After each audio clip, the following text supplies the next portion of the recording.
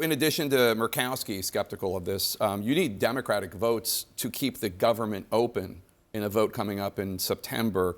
Are you worried at all about blowing up the appropriations process? We've already heard Democrats say we can't, their perspective is we enter into a back and forth, we get an appropriations bill, and then the Trump administration comes in and undermines the concessions that we got, and it just blows up the whole thing.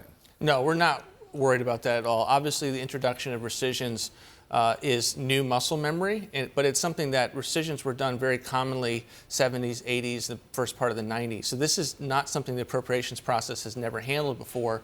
Look, the appropriators want a scenario where we propose cuts and they use that in their bills to then pay down for higher levels of spending. We're $37 trillion in debt. We actually have to have $1 of cut go to $1 of deficit reduction. Mm-hmm. That's really what this is about. And we ultimately think it makes the appropriations process work better because you can then have bipartisan votes on top line levels. And if an agency comes along and says, look, we're finding waste and garbage that the taxpayers wouldn't want to spend, then we can send those up for rescissions. Even with the deficit, addressing the deficit in this new bill, the One Big Beautiful Bill Act, the debt is still projected to climb $25 trillion over the next 10 years. And there's some criticism from conservatives at the Manhattan Institute, for example, saying that DOGE is just what they call spending cut theater, going after, quote, culture war totems.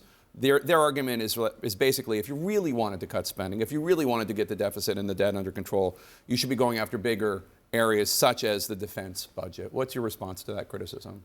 I think it's unfair criticism. I think you've got to take a multifaceted approach. The One Big Beautiful Bill reduces deficits. It had $1.5 trillion in mandatory reforms. Those are the structural programs. But the GAO and the CBO says it's going to actually increase the deficit. No, CBO was using artificial baselines that treat spending as eternal and tax relief that was in law since 2017 to be temporary. And so if you adjust for that, and the bill does have additional tax relief, of which we paid for with spending reductions, this bill reduces deficits and will help us with the national debt.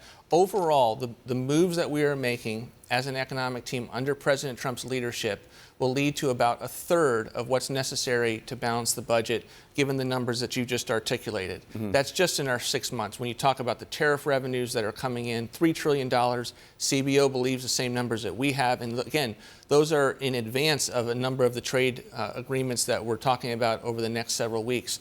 So we're making big moves, and I think the country is going to come alongside of us and see the progress that we're making.